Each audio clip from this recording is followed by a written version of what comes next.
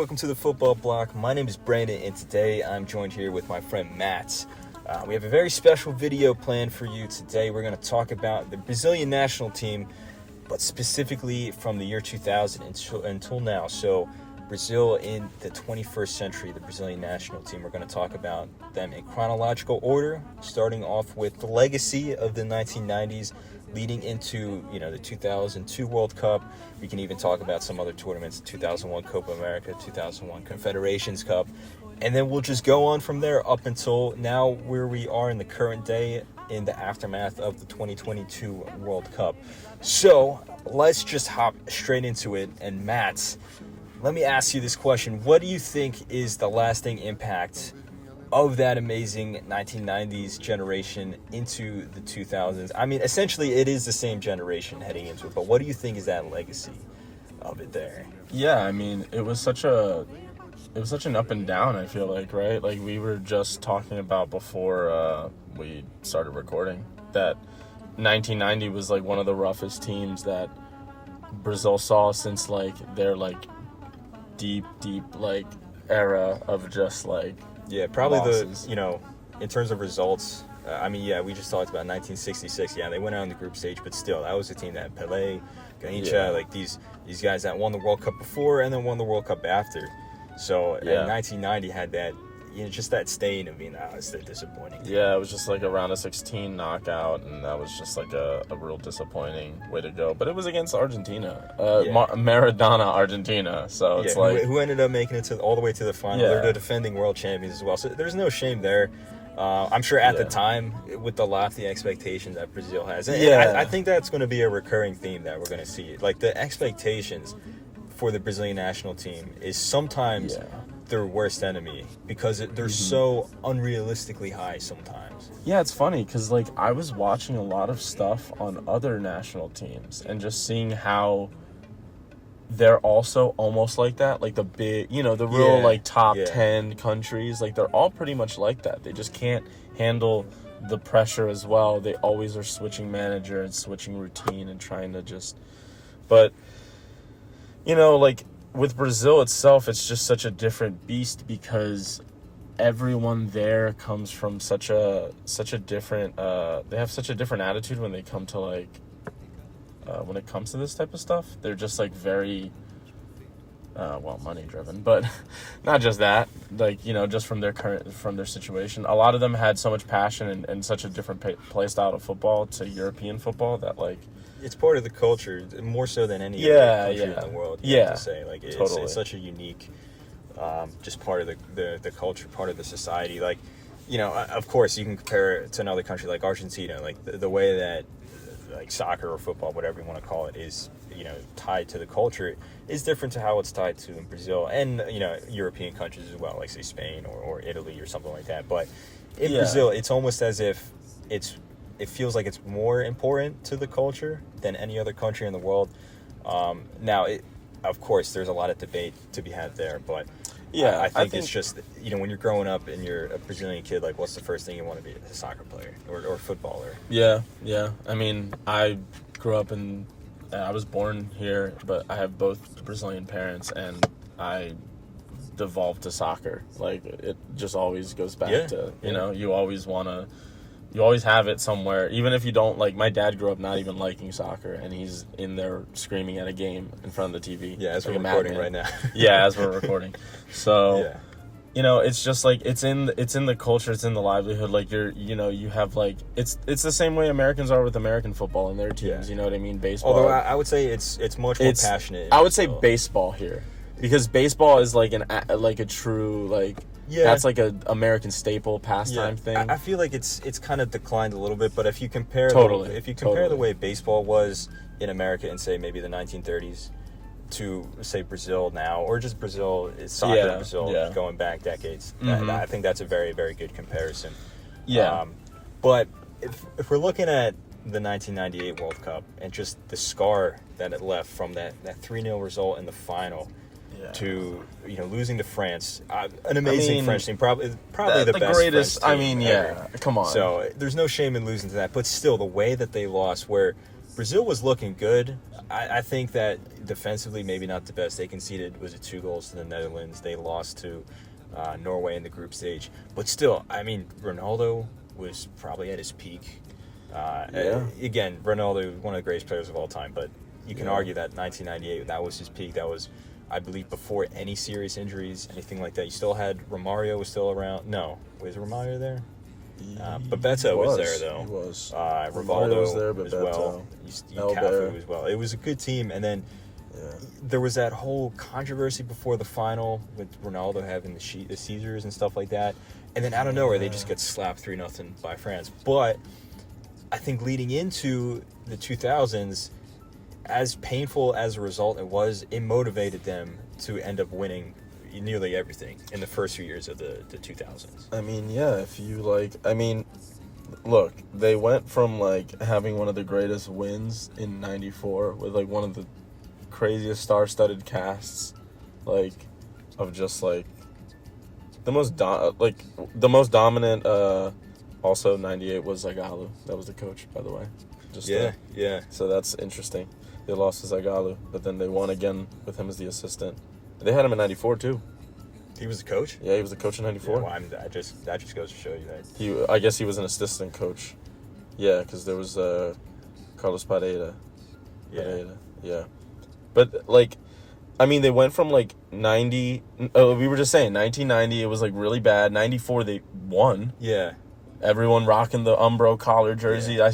I saw a picture of my just old scrapbooks and stuff like that of family pictures, and my aunt rocking an Umbro jersey when she was 13, a Romario one. I was that's side note, but it was such a beautiful jersey, but at the same time it's so weird seeing Brazil in any other brand besides Nike, because it feels like Nike and Brazil are just synonymous at this point, especially for us. That's what you see when you're growing up. Every time you see Brazil, you see the Nike swoosh on there. When I saw Umbro jerseys, when I found out Umbro jerseys were a thing, I was these are so cool. I want these more than the Nike ones, but anyway. But there was a period in between the '98 World Cup and the 2002 World Cup where Brazil was kind of in a weird point, because at the time it's hard to say, because when you look at a tournament like the Copa America or the Confederations Cup, Brazil wouldn't send their top squad to those tournaments. They would send a B team or a U23 team, essentially. Yeah. So even if they didn't win, it's kind of hard to judge where the full Brazilian national team is at the moment, because they're not sending their best players. They would save their best players for the World Cup. But at the same time, that just goes to show how stacked of a team you are, that you can afford to win a tournament without even sending your best players there. Nowadays, yes, Brazil still is the best. You can argue, in terms of squad, maybe the best team in the world, but they can't afford to send a B team to the Copa America and still win. Yeah, no way. And no one would be caught dead doing something like that. I think even friendlies, you're I don't know. Maybe I'm just nuts, but I think friendlies, you should be playing with your A squad and be trying to mess around with it anyway. I feel that's the only way you're going to be able to improve it. And tweak it. The 2001 Confederations Cup, Brazil didn't necessarily do too well. I believe it was a 4th place finish there. But again, the Confederations Cup, not everyone places a lot of importance on that. It's a tournament that doesn't even exist anymore, technically, which I think is a shame. I thought it was a wonderful tournament. But the Confederations Cup at its peak was during the late 2000s and the early 2010s. Leading into the 90s and early 2000s, it didn't really have the amount of importance that would have. The Copa America, on the other hand, is a serious tournament. In the 2001 Copa America, surprisingly, Brazil under Filipao, who would eventually win them the World Cup next year, they had a pretty poor result. One of the worst shocks in Brazilian national team history, where they lost to Honduras in the quarterfinals, a team that wasn't even supposed to be in the tournament. If you're interested more on that tournament and that story of Honduras, I just uploaded a video on the channel a few days ago, or as of recording this, a few days ago. But that whole tournament was a weird tournament. First of all, it was hosted in Colombia. Colombia ended up winning it. It was canceled, and then it was greenlit again because there was violence going on in Colombia. Argentina didn't go; they pulled out last moment. But even still, for Brazil, not only did they lose to Honduras in the quarterfinals and get eliminated there, they lost to Mexico in the group stage. So it was a lot. Yeah, it was a very strange tournament. And yes, okay, there was no Ronaldo, there was no Ronaldinho, but still there was a lot of, like, you know, good players there. Some of them that would end up winning the World Cup with Brazil in 2002. Yeah. And I think a lot of it was down to just Filipao making defensive errors, like his formations weren't really that good. And I think if you contrast Filipao in 2001 in that Copa America to the next year in 2002 with the Brazilian national team, what's the difference there? The manager's the same. It's the players on the field. And that's why I think I don't really rate Filipao as a manager that much, because, I mean, you take away those absolutely world-class era-defining players like Ronaldo, Rivaldo, Ronaldinho, and look what happens. He loses to Honduras. Yeah, he angered a lot of people because he was always so stubborn in his decision making. And I was watching a video to get more insight on Scolari, just in the behind the scenes of this time period and stuff, because right after 2002, and we'll get into this later, like, he just jumped and went to go coach Portugal for the Euros, the next year or something, or the next 2 years, like, to prep. He was with them from, I think, either late 2002 or 2003 up until Euro 2008.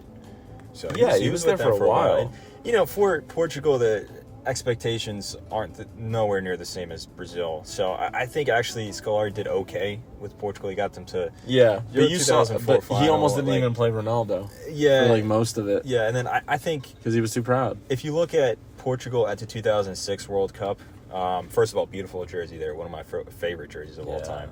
I think Filipao did okay with Portugal at 2006, but still, a team like Portugal, this star-studded Portuguese team, still doesn't come close to any of the Brazilian squads. I think that's Filipao's level. A national team like that, a solid with team, some solid La Liga players. Good players. Deco, Rui Costa. Exactly. Yeah, it was a good team. Luis Figo. You wouldn't necessarily say they're favorites to win the World Cup. No, they got close. They got to the. You'd say they'd win a Euro. Yeah, you'd say they'd win a Euro. Filipao got to the final there against Greece in Euro 2004. But Greece, man. But I don't really think that's on Filipao. That's a lot of it is on just. That was such a weird tournament as well. I watched the whole video on that. It was such a weird. It's so weird. They won playing the most. They played like Mourinho ball. Exactly. Like they just defended the whole time. That team didn't even qualify for the World Cup in 2006. The European champion didn't even qualify for the World Cup. Yeah, but they don't need to. They want something. Yeah, exactly. They're happy. Exactly. Yeah, they're set. I mean, their little island is happy. People in Greece still talk about that today. That's amazing. It is amazing. Could you imagine just slipping that out from under the nose of everyone? Yeah. Zidane was playing at that point. Yeah. And Zidane was around. They eliminated France. And Thierry Henry. Yeah. And Makalele. The same team that knocked out Brazil a year or two later was the same team. At that point, I'll challenge you this. Can you name a single player on that Greek team? No, but my notes can. Yeah. I know the guy that scored the header in the final. I believe he was a center back. I know he was like a pretty good player at the time. Like not world class or anything, but like a good player. But I mean, that just goes to show tournament football can be like that sometimes. And it's those stories that make soccer so fun to watch. Like, I mean, who would have thought that, like, imagine just betting on Greece for a Euro that year. Yeah. Whatever. I got $10. I'll just throw it on something. Exactly. Greece will win. 2004 was a really strange year. I mean, this is a side tangent there, but first of all, Greece winning the Euros, but then you also had Porto winning the Champions League. Yeah. With Mourinho. Yeah, with Mourinho. Yeah. I mean, they fully deserved it. They were really good. I mean, And then Monaco was in the final as well, and I think that was the same year that Deportivo Alaves eliminated Milan in the Champions League. That was Arsenal Invincibles as well. 2004 was just a nutty year. Yeah, I think Real Zaragoza won La Liga or something like that. Or wait, I do remember one of those years. Maybe it was Valencia winning La Liga, like a team that is a good team, but you you wouldn't really expect them to be in Real Madrid. Yeah, Barcelona, they're like a sixth place team now. Yeah, like, you wouldn't expect them to be winning La Liga. They beat France 1. There was a few other results in world football in 2004. That was just a weird year. For I mean, you can compare that to 2016 for us, like more recent times that we grew up watching. Obviously, Portugal winning the Euros. That was great. Yeah. Leicester City winning the Premier League. Oh man, so that was Chile winning the Copa America like 3 times. Like like that was times? And then I'm trying to think anything else that happened in 2016 that was kind of random. I mean, Real Madrid having that comeback of a season, winning the Champions League, facing Atletico in the final again. Yeah. So 2016 was and it's funny. It's like symmetry in football here. You have, Portugal as a host of year 2004 get all the way to the final and then get shocked by a random team. They get shot by Greece. Yeah. Then in 2016 you have France. They're the host of the Euros. Everyone expects them to win it, and then they get shocked in the final by Portugal of all teams. Like, every home country gets shocked. Yeah. I don't think we shouldn't be surprised of this. It's too much pressure. Yeah. Brazil got shocked so hard, they're still crapping. Yeah, crapping their pants. I think when you look at Brazil hosting the World Cup, and we'll get onto this more in depth, but a lot of host nations, at least in the World Cups, for example, it's a good motivation for them to do well. With the exception of Qatar in 2022, every single host has exceeded expectations. With the exception of Brazil in Saudi Arabia. 1950, Brazil in 2014, and Qatar in 2022. Every single, you look at Russia in 2018, people were expecting them to get eliminated in the group stage. They got all the way to the quarterfinals and only lost on penalties. South Africa, even though they got eliminated in the first round, they beat France in the group stage. Didn't they lose to the Netherlands? No, they lost to Uruguay with Diego Forlan. That's amazing team there. Oh, that's why they hate Suarez. That was Ghana. Yeah. Ghana hates Suarez. Yeah, that's the what it handball. was. So, Yeah. but all of Africa hates Suarez because everyone was rooting for Ghana at that time. So, and also because of what he did to Petri Severa. And then let's see, 2006. I mean, Germany got third place. 2002 is Japan and Korea. They both got out of the group stage. South Korea got fourth place. I mean, every single host usually does good, except for Brazil. And I think that leads to one of our main points is that the expectations are just so high. Yeah. That it's almost impossible. It's impossible to reach these expectations because it's not so much as you need to win the World Cup. No. It's you need to play beautiful football. Yeah, you need to win the right way. Yeah, and then it's everyone telling you what to do. Winning the World Cup itself, no matter how you play, is extremely hard. It's like one of the hardest things to do in the world. Yeah, I mean, you look at the 2002 World Cup, I think this is a hot take. This is a very hot take. I think that team is slightly overrated. That Brazilian team is slightly overrated. Now, in what way? If you look at in terms of like the overall talent of each 11, each person in the starting 11. I think in terms of their player quality, you can make an argument that's the best team we've seen in recent history. But I'm talking about just as a team overall, like as a team mentality, the way they play.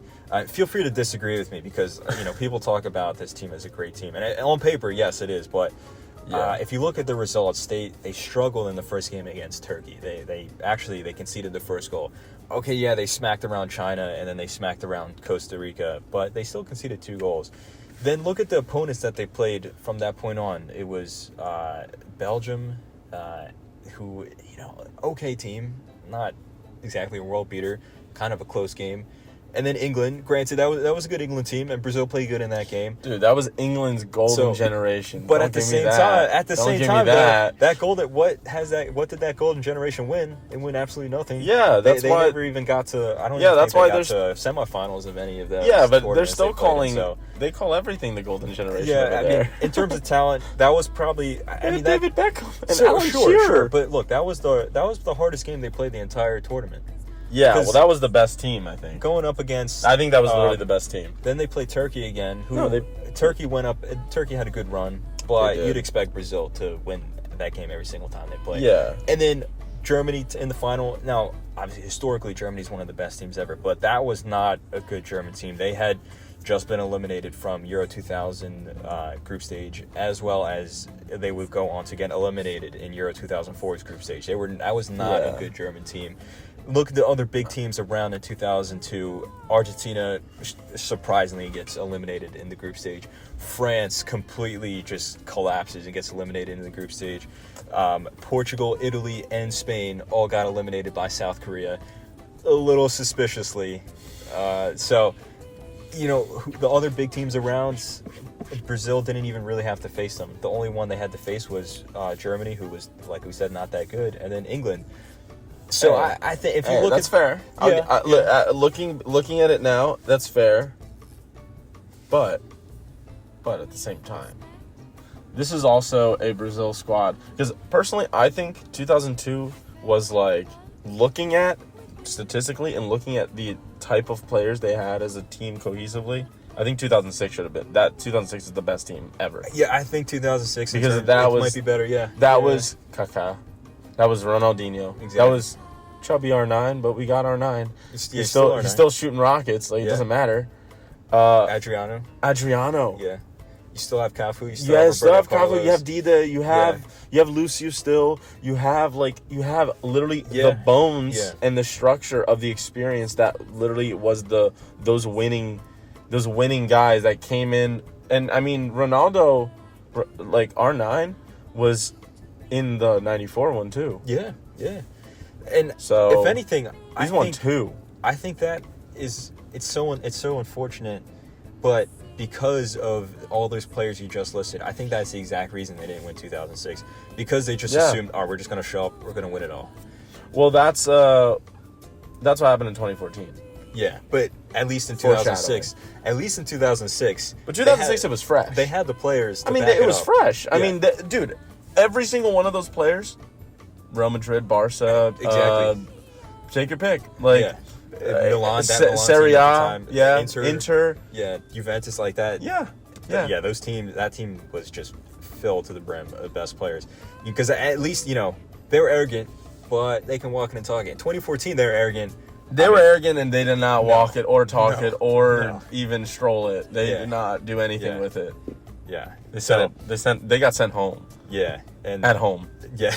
At home. Yeah, they got sent home at home. They literally were like, I guess I'm going to go eat at my mom's house now. Like, oh, man. I'm going to go hang out with my sister, like Neymar. Yeah, that's a whole nother discussion there. So, yeah. Yeah. But, I think if you look at... You mentioned it with just by listing those players there. That team was insane.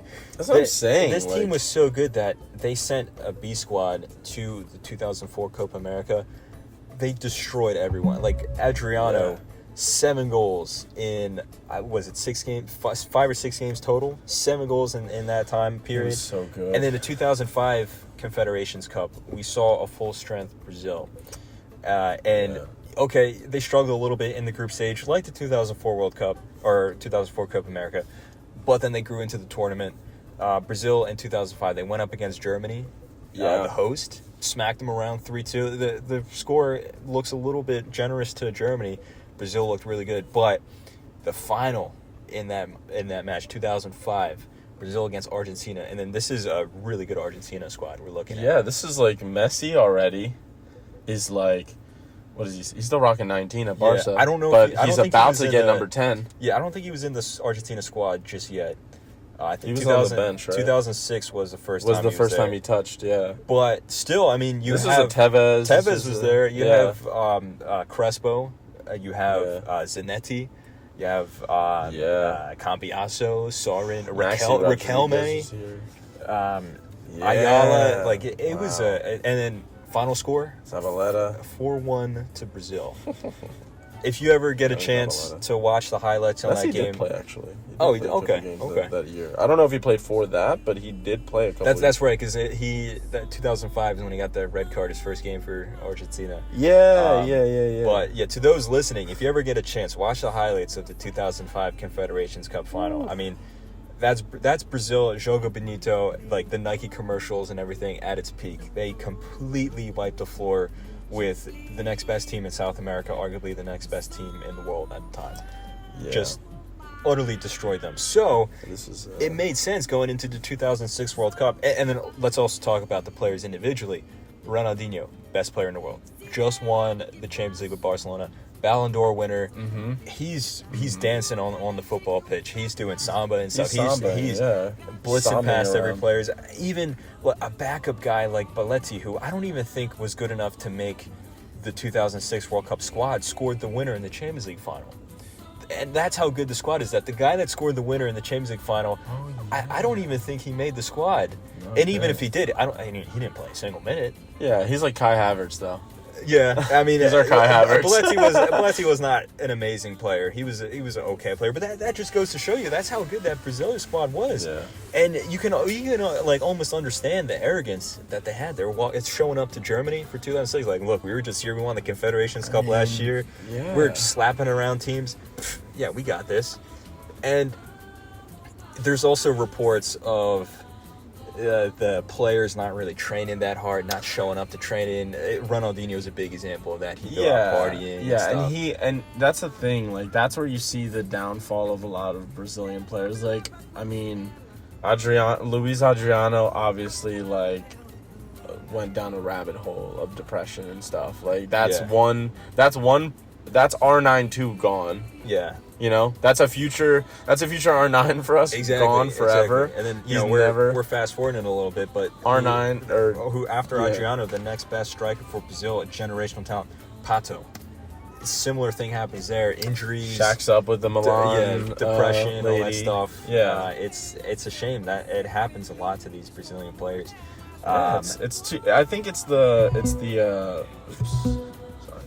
I think it's the a little bit of that, like, they're not at home like they're away from home. They're too far away from home. Yeah. And then they just have to like just keep going and just like deal with extra stress, which media then was really crazy when it came to like just like, I mean, it wasn't as like readily available, but it was magazines every day. Yeah. It was a magazine. It was a snapshot of you doing something crazy at night that you were just like in your kitchen eating a bagel in your fridge. And they're like people, paparazzi, snapping a photo of you like in your underwear. Every little thing that you try and do, it's going to end up on the headlines, and that pressure is tough. And look, even a guy, and then it's not just that, but also just bad luck. Because look at a guy like Kaká. You know, he was. We're fast forwarding a little bit here, but you know, Kaká, he wasn't really into that crazy partying scenes or anything like that. Like he literally would wear a Jesus shirt wherever he walked. You know, I belong to Jesus. That iconic picture there. Yeah. But his career still. I mean, all right. It's not to say that he flopped, because he'll go down as one of the best. He players won a ever. Ballon d'Or. So he won a Ballon d'Or. He won a Champions League. He won the World Cup. But he could have lasted a lot longer at the peak, but it was injuries. And there's a bunch of other Brazilian players. I mean, we talk about R9, even still, one of the best players of all time. If his knees weren't so, fragile, he could have been the best ever. Yeah. So, I mean, you mentioned already, he got 2 World Cups. He was in that 94, 2002. Until close of in 2014, he scored more World Cup goals than anyone in history. He's played for... Not only did he play for Real Madrid and Barcelona, he played for AC Milan and Inter Milan. He played for PSV as well. He was scoring buckets of goals. Yeah, he was so good that he could play. You could be his adversary, and you're just like, yeah, I'm clapping. Like, exactly, Barca fan, him and Ronaldinho will forever be the two that like truly like made people like, even if you were losing to them, you would stand up and just be like, yeah, that was amazing. I can't even be mad at that. Yeah. I can be angry at I'll be mad at like Arjen Robben scoring a wicked, like banger on us in Brazil, even though, man, Arjen Robben's so good. Like, how can I hate this man? Robbery, you know? Yeah. Like, but whatever. Like, I'm still gonna hate them because Netherlands they were pretty proud, They were pretty, like, they were talking smack. They were coming to Brazil. They were like, yo, what's up? Robben was like, yo, what's up? He talked a lot of smack, but he backed it up. I'll give him that. He did back it up, as in, like... Him and Van Persie, too. I mean... Dude. Yeah. Those two. Class players right there. Those two. They knew how to get in people's heads. That was the thing that I liked. I was like, I hate you guys, but I know why you do it. You're so good at it. You're like, damn, I wish you played for my team, Yeah. So it's... But yeah, like... there's like a few caliber. I think I think the Netherlands, I think they generate like those kind of like crazy type of outside of Europe. I think like in Europe, I think they produce like some of the crazier type of talents like that. Like Robin and Van Persie were both two of the talents that I like. Historically, like, you know, Van Basten, Bergkamp or Johan Gullit, Cruyff. Dude, Johan Cruyff. You know, which is wild because, I mean, if you look at the Netherlands and Germany, I think it's no question that Germany overall has had better teams and produces more talent. But when you look at individual stars, Holland, there's nothing like the Netherlands. Yeah, like dude. I think Netherlands is disproportionately represented. I think Netherlands and when France. it comes to individual stars, but at least France, like. France is a big country. I mean, how many people they have? Like 70 million, 60 million people. Yeah, like so it 80 makes million sense. People. Like England as well. Like Netherlands is like, I think, less than 10 million people. The fact that they're not only able to produce like good teams, but, you know, world-class stars, era-defining stars. And world-class teams. Yeah, that's... Teams that got like third place. Yeah. A couple times. In like... Or runners-up, They got like runners-up. Three times in a row. Yeah. Two times in a row in the 70s and then 2010. So, but even still, but in 2014, third place in 2014.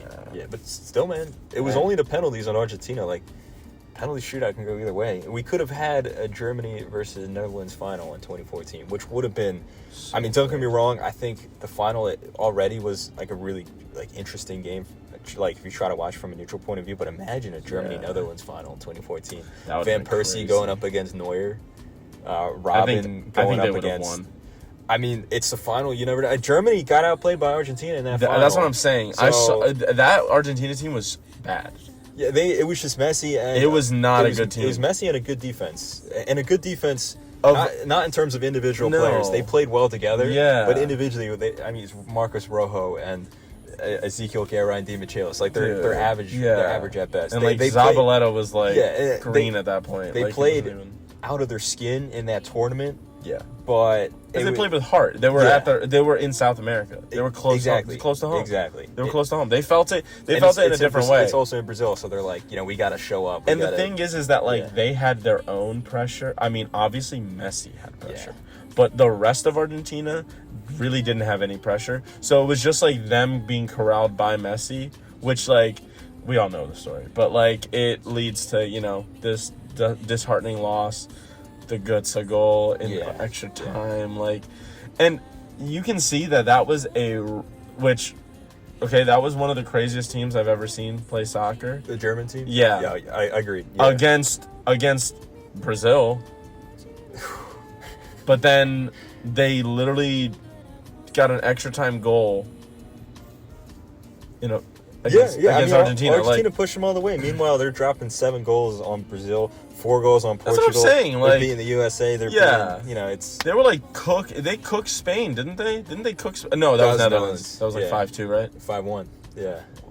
Man, Spain, it's so funny because, like, you see how, like, every country has their 10-year gap of their meme era? Yeah. Brazil's just going through a meme era. We have Richarlison. That's what we got blessed with, dude. Yeah. That's like R divided by 9. That's not even like R9. That's so bad. He literally does more. He gets more yellow cards than he gets goals. Exactly. Like, he takes his shirt off. I don't know. To celebrate a disowned goal. Like, I know. I don't know if you watch HITC Sevens. Yes. But he had a really good video talking about the Brazilian national team recently, and he was saying, I saw it. You know, you remember the part, right, where he's saying Richarlison is the starting number 9 for Brazil, and he scored 1 league goal all season. Go back to like 2006, a Brazilian striker that scores 1 goal in the Premier League, you're not even getting like 4th or 6th. That's what I'm saying. Like, look how stretched thin are like. I think that they so focused on the stars power that they had that they didn't focus on the future. And now we're paying for it. Yeah. And it's going to take us I think it's going to take us 10 years before we actually, I think 5 to 10 years if they if they focus on it now. But there's always going to be the next best player, but it's just I don't see any player that's close to anything like Messi, even Neymar. Well, Like, yeah, but no, at the same I time, don't. I see Martinelli as a good like. yeah, Vinicius is good. Vinicius, yeah. But I don't think Vinicius is like. None of them had like that level of like, because none of the players. How do I word it? It's like none of the Brazilian teams that had the star power, they weren't like led by R9. No, They just like played with him. yeah. These other teams now are like Neymar's running the Exactly. It's like Neymar doesn't know anything. No, and he's not like. And he doesn't want to know anything. He wants to just play the game. Exactly. Like if you put Neymar in that 2002 side, or even like 2006, Dude, he's not even seeing a foot. So, He's well, not. I would say he might. He's no. There's no way, dude. There's no way. I mean, He's coming off the bench, but he's not playing. He's not starting for me. he's not starting over Rivaldo or over Ronaldo. Well, actually, because like he's going to play left wing, right? So if you have, I mean, it'd be hard to have Ronaldinho and Neymar in the same team. I know briefly in like 2013 there was like some friendlies where they played in the same game. Santos, they did it together too. I think. But they played against each other. But my point was that if you put Neymar on one of these teams, he's not going to be leading the squad. Like you were saying, R9 is not leading the squad. Yeah. And that would fit perfectly for him. Because, I mean, look at Neymar at Barcelona when he was at his peak. Yeah. He wasn't leading Barcelona. He was one out of MSN. He was one out of 11 world-class players. He was playing the system, he was playing the role in the system. Yeah, and I think what he happened... He had freedom to just do Yeah, whatever. and I think what happened is, like, everyone saw the Jogo Bonito and, like, started to, like, we need to see Ronaldo, like, we need to see this player, we need to, like, so then it became like, we'll market more players and stuff like that in the 2000s more, right? Like, yeah, and there's also financial reasons for that. I remember of course. reading an article saying that, like, because we were just talking about Nike, but like, there was a rumor that Nike chooses who gets called up for Brazil, or like not necessarily chooses, but has a say in who gets chosen for the Brazilian squad. Yeah, that makes sense because they have a deal with the CBF, and obviously they're very corrupt, and they're just going to be grabbing for money there. Yeah. But I think it leads back to one of the main recurring themes is that the expectations are so high that they're expecting Neymar to be R9, or you're expecting any of these other, you're expecting Richarlison to be like an R9 when, I mean, you only have one R9 every like 40 years. I mean, that was an unprecedented level of talent that Brazil had from, let's say, 1992 or 1993 until like 2007.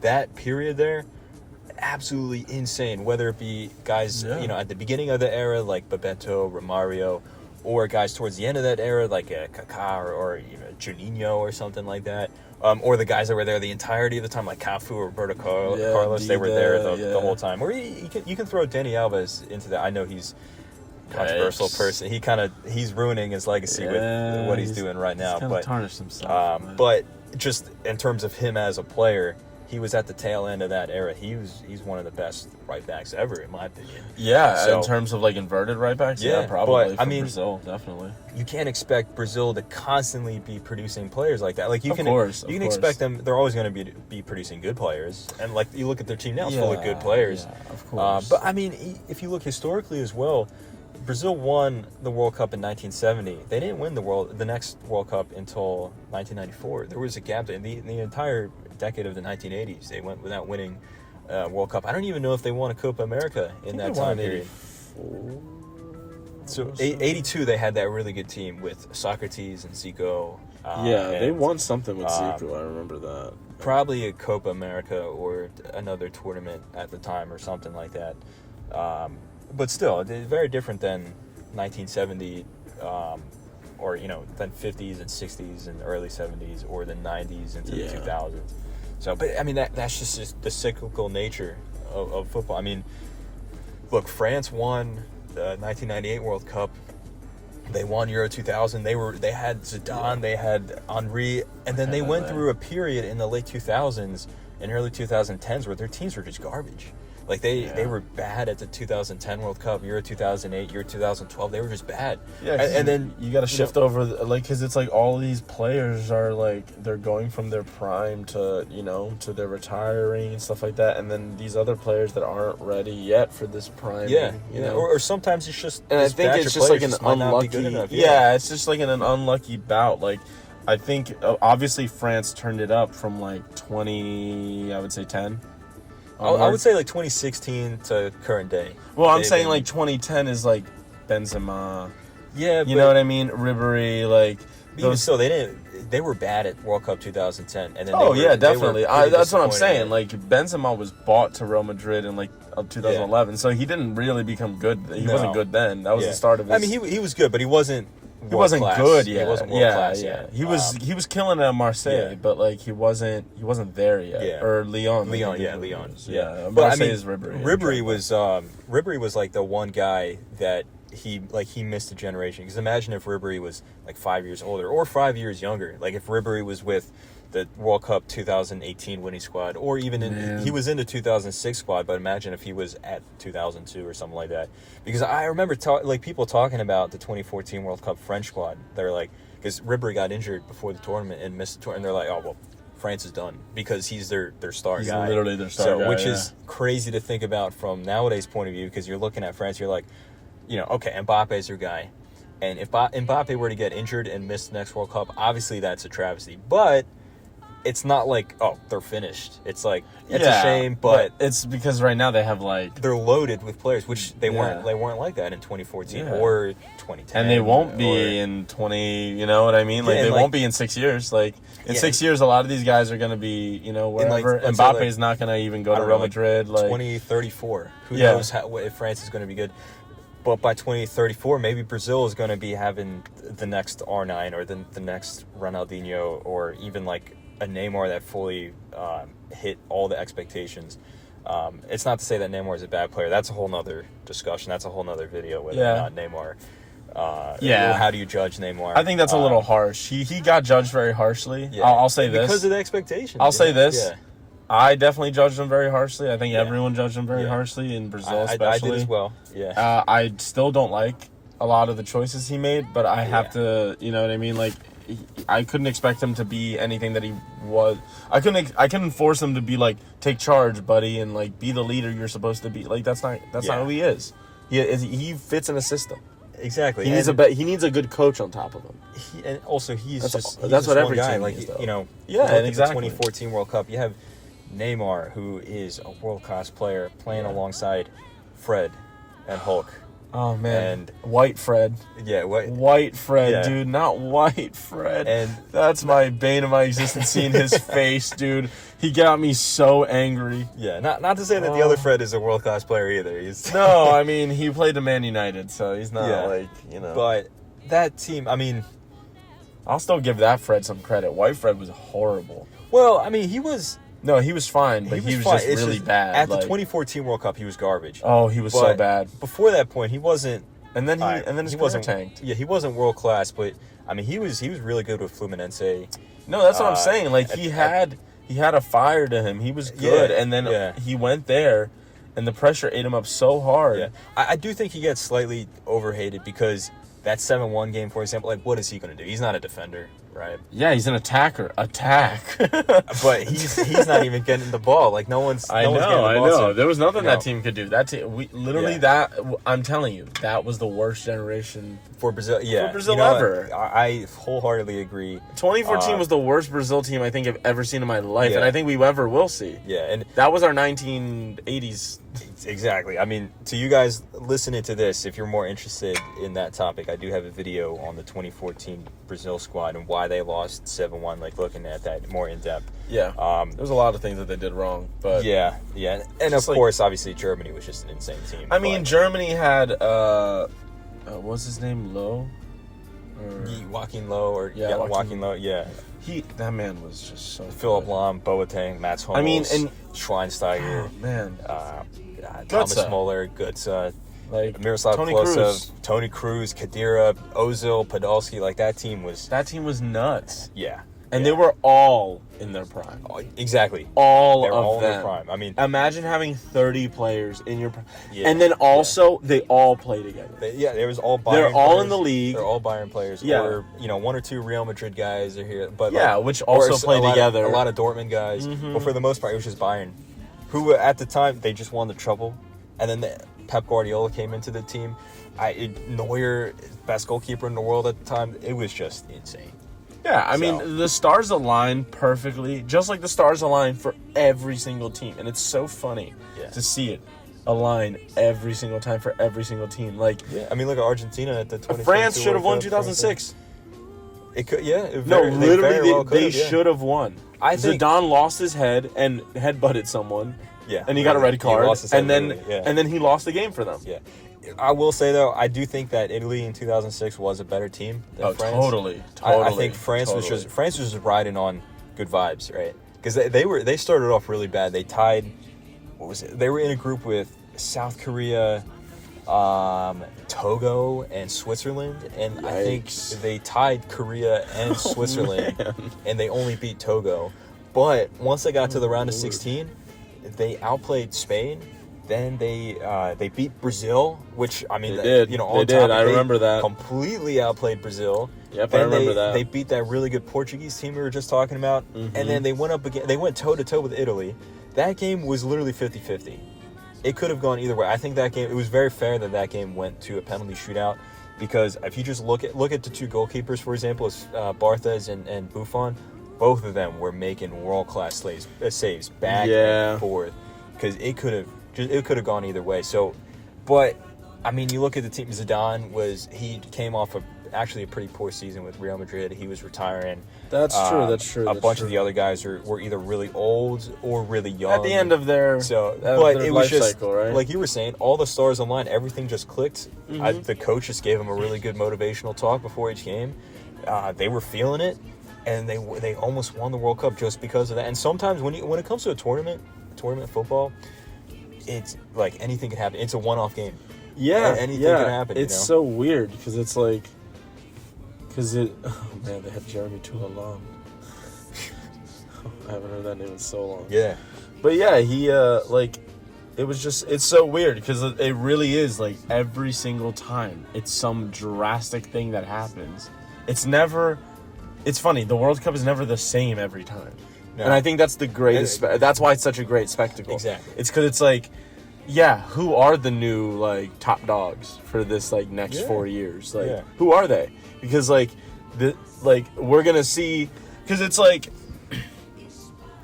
you go do the World Cup, then you go do your like the smaller competition cups and stuff like that. And it's like when you do those smaller competition cups, you see like, okay, who's kind of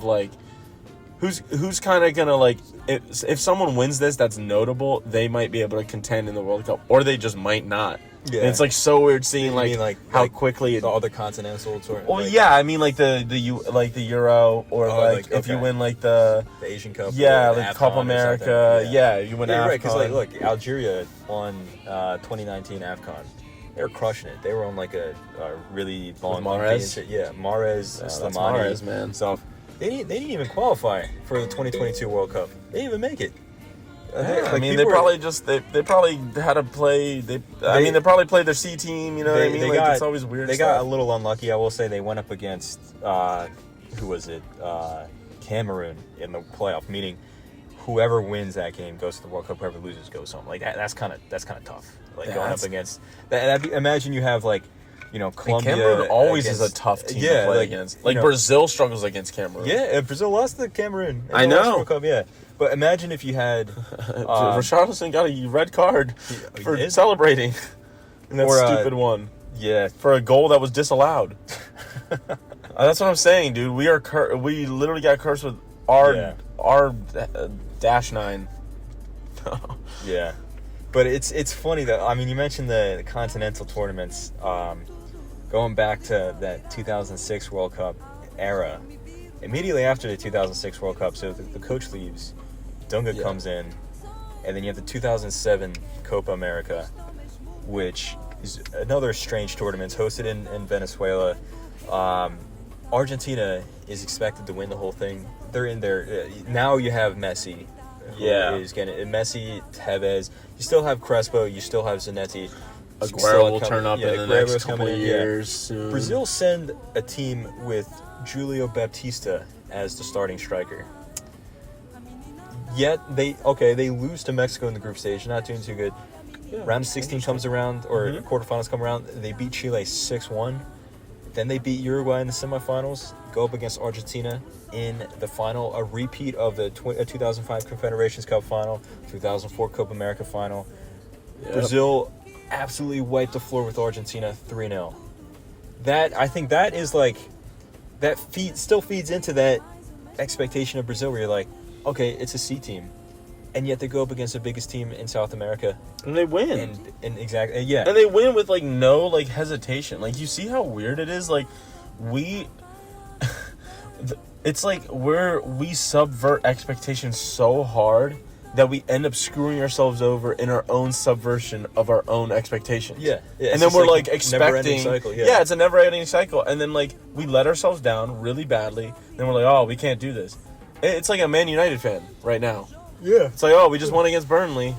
But it's like, yeah, but you just lost to Bayern. It's like, yeah, you might have played better than Bayern, but, like, Bayern still have a complete team. Yeah. And they're still going to win stuff, and they're going to get farther than you are, and you guys might go to Europa, like, soon. Yeah. Like, soon. That team, though, I don't know, that 2007 Copa America, going back and just watching the highlight, that tournament was a really fun tournament. There were so many good goals scored in that. But that final, I just find that hilarious where, you know, it was like Brazil was unbeatable in South America, and yet they go to Europe and then they get beat by France that's the thing. It's just like it shows the difference in the just real quick, I don't mean to cut you off, but like just that difference in how like tough and rugged European football is compared to like the Brazilians, and because a lot of the Brazilians, like the coaches would put on were Brazilians that played in Brazil. Yeah, I think it's also a fear factor as well. Like if you're Argentina going up against Brazil, you're like, oh man, I'm going up against the biggest team. Yeah, this is the toughest team. They got 5 stars on their jersey, man. This is crazy though. And then versus a team like say France, for example. Yeah, they're like so.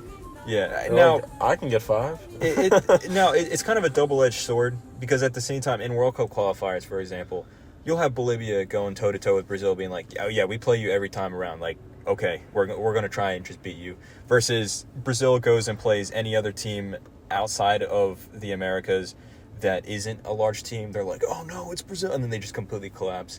I think Brazil is able to skate by a lot of games because of their fear factor. Yeah. But once you go up against the top of the top, which France, aren't shaken so Germany, easily. Yeah. Italy's, Spain's. Yeah, they're not shaken easily. They'll be like, okay, look, we know you're good. We're going to respect you, but we're good too. So, yeah, like don't act like you're the best. Like, yeah, we can also contend. And I think that like concept hurts Brazil a lot. Whether it be the 2006 World Cup or the 2010 World Cup, Brazil would go up against weaker oppositions and then beat them pretty comfortably, and then they'd be like, okay, yeah, we got this. We're the best team in the world. Then they go up against a big European team, and I wouldn't say out of their depth, but they weren't. Maybe they don't have the full ready. game plan. Yeah, it's like they don't have the 2010 World Cup is interesting because Brazil was in. Good World Cup. They were in a pretty tough group. It was the group of death. They had, North Korea was the cannon fodder team, but Ivory Coast and Portugal, and we're talking, Cristiano Ronaldo, who's coming off his first season with Real Madrid. Yeah. Ivory Coast with Drogba, Yaya Toure, Kolo Toure. That was a good team, and Brazil, but. Brazil's Brazil. They should have beaten Portugal in that game. It ended up 0-0. Actually, a really disappointing, boring game. But then they beat Ivory Coast pretty handily. They go up against Chile in the round 16. Smack them. 3-0, smack them. And then they go up against Netherlands. Smacked. And then, we got smacked. No, we got smacked. I think that Brazil was actually the better team in the game, but they lacked the clinical nature. No. You know what it is? I remember this game. I remember watching this game. I remember us staying up to watch this game.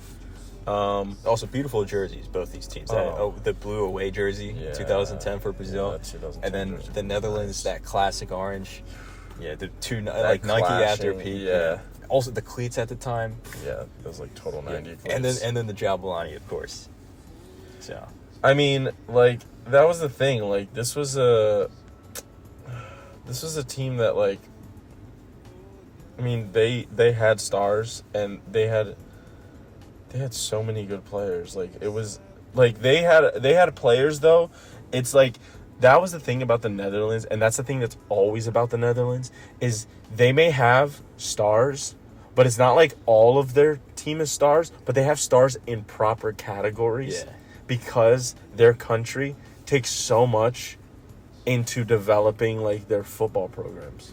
yeah. So, like, you have at this point, you had a Robin Van Persie. You had a Robin. You Wesley had Sneijder. Wesley Sneijder. Yeah. You had a pretty sturdy midfield at the time. Yeah. You had an amazing defense, which Netherlands always have had amazing defense. You always are going to have a good goalkeeper because he's Dutch and he's giant. And then you just, like, he's a European giant. Like, it's just what he is. And same with the defenders. Like, usually Virgil van Dijk. Yeah. Before that, you had Davids. You had Van Bronckhorst, Van Bommel. Yeah. All these guys. Yeah. Yeah. Yeah. Very, very, like, just classic Van Basten. defenders. Yeah. Marco So- van Basten. I would say, though, this is where you start to see the downturn of the Brazilian generation. Where, Definitely. Because you still have, we were talking about Gilberto Silva, but he's old. He's playing in, I think, Olympiacos at the time. You still have Kaká, who, you know, best player in the team by far. Best Real player, Madrid. Yeah, one of the best In players in the 2010. world by far. Yeah. But who is up top? Luis Fabiano. Good player, playing for Sevilla. Good player, but he's not R9. He's not even Adriano. That should have been Adriano right there. And Ronaldinho should have been in that team as well, but he was at this point, he was at Milan. He was starting to decline a little bit. You can argue that it's Dunga's fault because Dunga did not want to call up Ronaldinho. Yeah, he didn't. He You know didn't. why? He didn't like him. He didn't like him. He also Dunga tried to move away from Jogo Benito and tried to put this defensive style on the Brazilian team, Which was a good idea. It worked in some degree. I mean, look, Brazil. Let's see. They only conceded 3 goals the entire World Cup. That's pretty good. That's not bad. And defensively, they were very strong. It was just when they would go forward, they lacked creativity because and then, it was Dunga. Also, just the team overall. Yeah. You compare player by player, 2010 to 2006. To 2010 pales in comparison. It just Well, I mean, even just, like, you can look at, like, the type of players. We had so many amazing center backs, right backs at the time. Yeah. That's why, as well. The- Like, you should have honestly implemented a 5-back and then done, like, it could have. I mean, you had Throw- Lucio at the time. you had Lucio, Maicon, Dani Alves, Juan, Thiago Silva, David Luiz Zhao, if you ever wanted him to just knock balls forever away. But, like, you know, you had a bunch of, you had a lot of them. That being said, I think the 2010, like, that squad, it's in a weird position in the way it's interpreted because some Brazilians hate that team. They're like, oh, this team is garbage. It's a we don't terrible have team. fond memories. So, but at the same time, I think there was, like, moments of good there. Like, they had a good spawn. I mean, like, dude, Felipe Melo, granted, he was a bit of a nutcase. He's still a pretty reliable CDM. It's the thing with the mental health in that period. You know, the mental health in that period for sports was just bad. Well, when I mean nutcase, I mean, like, he's going to get a red card. He's guaranteed a red card. Yeah. He was like a Pepe. Yeah. He was our Pepe. He was our Pepe. But, I mean, then Julio Cesar, he just won the treble with Inter. Maicon just won the treble with Inter. Yeah. Lucio just won it. Just won the treble with Inter. Danny Alves was in the finals for all of those. He's cracking into the Barcelona 11, that Pep Guardiola Barcelona team. Like, defensively, they're actually, like, a pretty good team. Like, imagine if you took, like, say, the defense from 2010 and then combined it with the attackers from this era, like from the 2022. So, like, you have, you know, the Neymars, Vinicius, Rafinha, like, and then you combine that with Lucio, Dani Alves, and ironically, Dani Alves was in 2022, but very, very different end of his career. And then, you know, Maicon and you know, Julio Cesar, stuff like that. Like, that would be a comparable team to, you know, Brazilian teams of the past. But I don't know, like, it's hard to say because I'm gonna keep coming back to this, but the expectations were for Dunga, who they know is going to play a much more pragmatic, conservative style. It's not only going to win the World Cup, but you have to absolutely smack around every team and play beautiful, expansive, dynamic football, which it's not going to happen with the Dunga team. And it's not even if you have a different manager, that's not going to happen with that talent pool. Yeah, it's just the talent. You have to just know your talent. And I think it's just like, Dunga saw what he had and he tried to make with what he could, because he also was... I mean, he saw what Pep Guardiola was doing. Yeah. So it wasn't like he was not privy to that at this time. What was it, 2010? Yeah, he knew all about what was going on with that. So he was trying to do more possession-style football. You're not going to get... You're not going to get Felipe Melo, Alano, and Gilberto Silva playing like Xavi, Iniesta, and Busquets, right? Of course not. But you're going to just get what you can out of them so that they can just hold the ball and make sure they don't concede. Now, like I said, I think that team is a little overhated.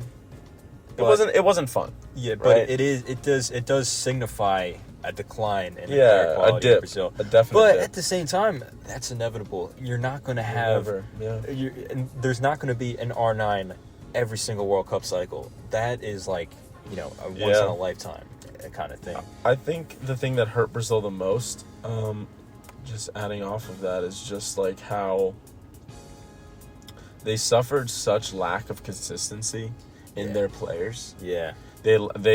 We will always suffer a lack of consistency with our players. Let me just fix that. Yeah. But especially from the early 2010s. And especially that period. Yeah, because, Brazil was going to host the World Cup in 2014. And the build up to that, everyone's like, everything has to be perfect. We have to have the best players. You have to have the best coach in place. And I want to say like 2009, 2010, I mean, even though Brazil didn't do too well at the 2010 World Cup by their lofty expectations, the future was looking pretty good. I mean, you had Neymar in Santos, you had Ganso at Santos, Alexandro, Coutinho, Lucas Moura, Pato. Like, imagine if each of those players all became world-class. I mean, yes, Neymar, he did reach that height by 2014, but fast forward to 2014, how many of those players were actually in the squad? Gonzo, nowhere to be found. Pato, nowhere to be found. Kaká Lucas Moura, Kaká, he was gone. Ronaldinho declined. These guys from the older generations. You look at Coutinho, he hadn't really developed yet. Lucas Moura, he was okay, but he didn't hit the high expectation that people thought he was going to hit. Alexandro, same, like he didn't develop yet. And you can see that at the 2011 Copa America, Brazil, very disappointing performance. They only won one game in the group stage. It was like 4-2 against Ecuador. Then they get eliminated by Paraguay on penalties. Granted, solid Paraguay team. They ended up making it to the final.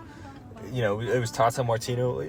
Good Paraguay team. Paraguay in that period really put a beating on Brazil. Yeah, I mean, I watched a lot of friendlies where we just got spanked by like Paraguay and Peru for some reason. Yeah. Just those two teams. Sneak peek to the future, but 2015 Copa America, same thing. Brazil get to the quarterfinals, eliminated by Paraguay. I know, I watched it. Yeah. And that was when I was like, I'm never watching Brazil again. I'm just not going to watch it. I'm so angry. I can't watch this team fail. Yeah. And fail. Well, 2016, the year later at that Copa America, that was even worse. I know, I didn't see it. But 2014, I think the 2013 Confederations Cup, I don't know if you remember that tournament. That one was like giving false hope to the entire nation of Brazil. I think I do know that one. Because that was the one that we like turned up or something. Yeah. For like this much. It was in Brazil. Well, and you had Felipe as a manager. Yeah. And then you had Scolari came Neymar back, probably at his peak for the Brazilian national team. Mm-hmm. Hulk surprisingly playing really, really good. This is when Hulk was really good. Yeah, Fred dropped 2 goals on Spain, 2 goals on Italy. I mean, he had 9 goals in 10 matches. Yeah, so dude, if you're talking, Hulk had 11. This is 3 and 2. Buffon and Casillas in 2013, 2 of the best, if not the 2 best goalkeepers in the world. Fred put 4 goals past both of them. That is, and then you also have Oscar, who's just popping off at Chelsea. That's true. One of Mourinho's favorite. Paulinho was doing really good there. Ramirez at this point. Ramirez is doing good. Thiago Silva and David Luiz. Dani Alves, of course, being Dani Alves. Julio Cesar was starting to decline a little bit, but still, experience is there. Felipe QPR. Luis, He was still playing European. Yeah, So, but like, you can give him some. yeah, he's also a goalkeeper, though. I mean, you can cut goalkeepers a little bit of slack, especially as they get older. Yeah, So- yeah. I mean, him staying at a play. I mean, QPR was just spending money just to spend Yeah, money. that but, was like, such weird. that was such a transfer. weird. That and Rio Ferdinand. Remember that one? Yeah, yeah. Rio And then, Ferdinand QPR. if you remember, though, And then they bought like Andy Carroll or something. yeah, right, and then, right before the 2014 World Cup, though, Julio Cesar actually went on loan to Toronto FC, so he was technically an MLS player as he was playing at the 2014. Absolutely wild. Well, and then he he went. definitely he definitely showed it. Yeah. But what I find hilarious is that Brazil looked like Brazil in the 2013 Confederations Cup. Yeah. They completely They just destroyed. flowed, Yeah, they right? destroyed Japan. They destroyed Mexico. They tore apart Italy, all in the group stage. Neymar was scoring some of the best goals I've ever seen him score. Then they go up against Uruguay in the semifinals, and this is Uruguay team with the reigning champions in South America. Suarez about to have his best season ever with Liverpool.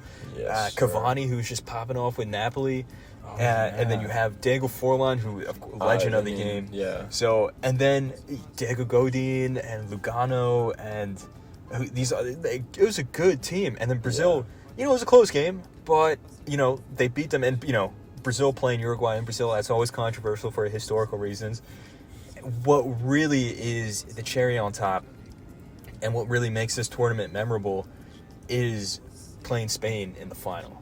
I don't know if you remember in the that game. Maracanã. Yeah, and then it's At home. This is Spain, who just won Euro 2008, World Cup 2010, Euro 2012. Yeah. They have the David Spain Villa, golden generation. Fernando Torres, Greatest Xavi, team. Iniesta, Busquets, Xabi Alonso, Yeah. David Silva, Juan Mata, Sergio Ramos, PK, Piqué. Sergio Ramos. Not Carvajal. Yeah. not Carvajal, but we were seeing the beginning of Jordi Alba.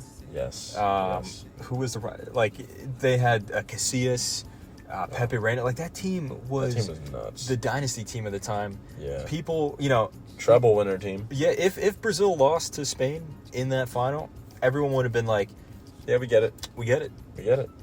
But Brazil beat them 3-0. but Brazil does what, and Yeah. this is with Del Bosque too. Yeah. This is Brazil. with Del Bosque team still. Brazil played Yeah. amazing.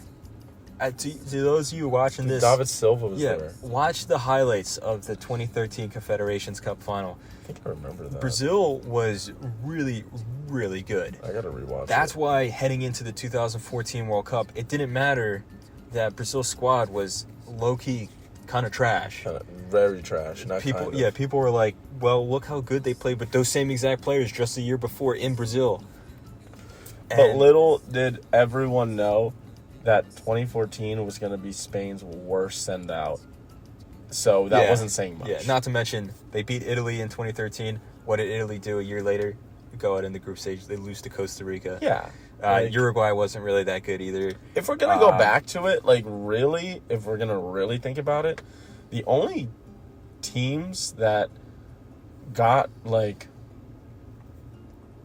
I would say like some distance were the teams that could handle the weather too.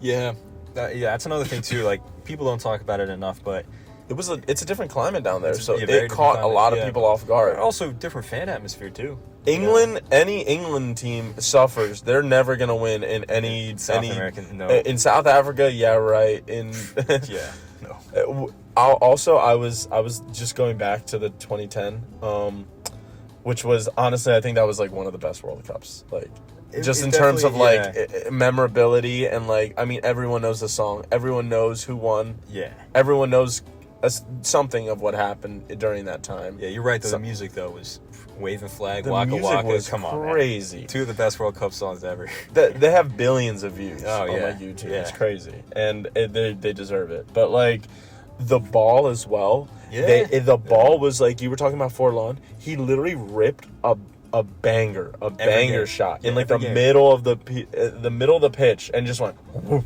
And the ball literally just floated so well in because that ball was like perfect for those type of shots. Yeah. Apparently, I It forget was- the it name was of the ball. the Jabulani. Yeah, Chabalani. Yeah, Yeah. 'cause it was they they tinkered with it. It was a very unique ball, the way they would bend in the air and stuff like Yeah, that. I remember watching a video on like them breaking down how they built this ball. Which is like they went overboard with trying to, totally. But it's like one of the that's like if you want to play soccer and play like with the best equipment, you want to spend $500 on a soccer ball. Yeah. See, it's interesting you bring up climate as well, because South Africa, obviously, it's on the southern hemisphere, so in June and July it's freezing down. It's actually cold. So you need to have a it's ball like that Brazil. can handle that pressure. But that's why I think the Brazuca, the 2014 World Cup ball, that ball was perfect because it didn't have those like weird fluctuations, which I mean, like as fans we love to see these weird goals and stuff like that. I mean, those were some of the coolest goals, but still as a player you would be like, oh, this is a nightmare. In 2014 still, like, you could see that, like,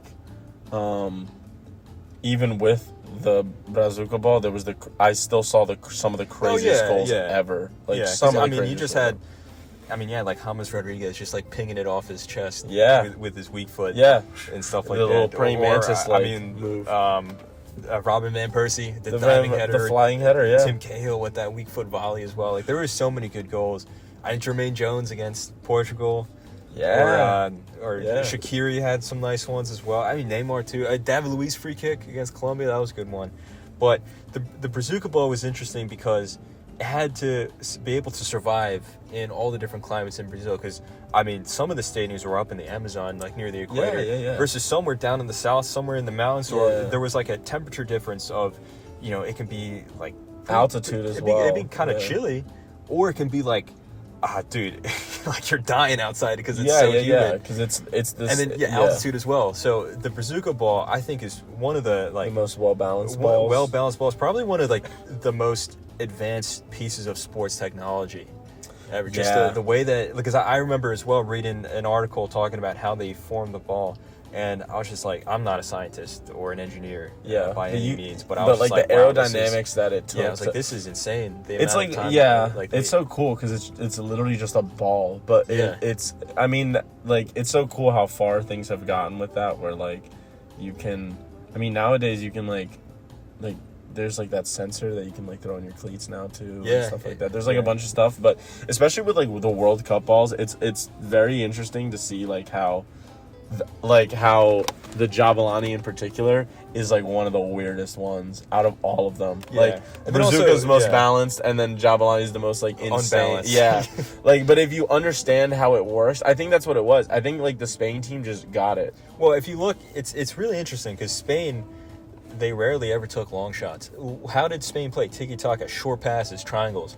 They're not putting that much power behind it, so it doesn't have the opportunity to go like do a weird curl or something. Yeah. Whereas Brazil does like crosses and longer. You look at passes. England; they're just trying to play like route one ball, like a ball over the top and stuff. The ball's not going to reach its destination if you're doing that.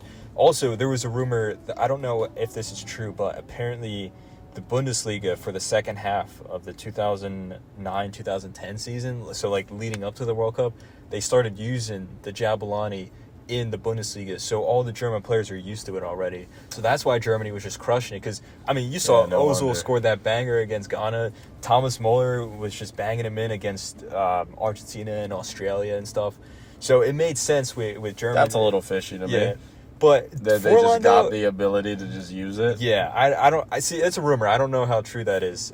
But, it's objectively true that Germany was good with the Javelin. They had no problems with the ball there versus other teams did. But that doesn't explain Forlan, though. Like, how did Forlan just magically be able to harness the power of the Javelin? Because he's Diego Forlan. Yeah, that's fair. Because that goal that everyone talks about, his the goal against Netherlands that he scored, or the goal against Ghana, the goal against South Africa, where he just picks up. I think that's the one you were talking. He just picks it up, boots it. He whacks it. He whacks it with up, like it dips under the crossbar over the goalkeeper and in. And he's like far out, man. Like he's extremely far out. He's got to be like 50 yards out, and he just, or more. He just takes a shot, just goes Yeah, it was crazy. And the thing that was crazy was that it kept moving at the same speed too. So it like just dipped and it just kept, and then at the very end it drops. Yeah, and if you look at the way, but it's a technique of the shot too. Yeah, I was literally just about to say that, because that's like a knuckleball type of spin. If you look at the way Forlan hits it, his leg doesn't even go back that far. He hits it at a certain degree, at a certain angle.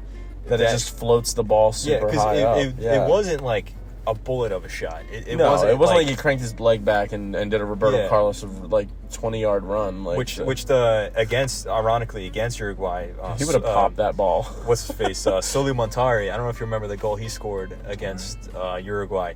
He sent an absolute rocket with the Jablani from near the halfway line, and he hit it, and then it curved a little bit to the left, and then Muslera jumped to the left, but then it curved to the right, and then Muslera missed it. But he hit it with so much power. Like, I can literally pull it up right now. I don't want to waste too much time because I know we're still on the recording. But this goal, here we go. Let's see it. Oh, we got an ad. We got an ad. Wait, and then was that the same time that Sweden did that? That Ibra did that backward shot on England? Was that 2010? No, was that the Euros in 2011? Yeah, but look at that, man. A great celebration, by the way, right there. But I mean, first of all, who's thinking of taking a shot from that far out? Like, look at that. Oh. But like, see how it curled out and it completely faked out Muslera. But yeah, I mean, he put a lot. He put a lot of power behind that. He was levitating after he took that shot.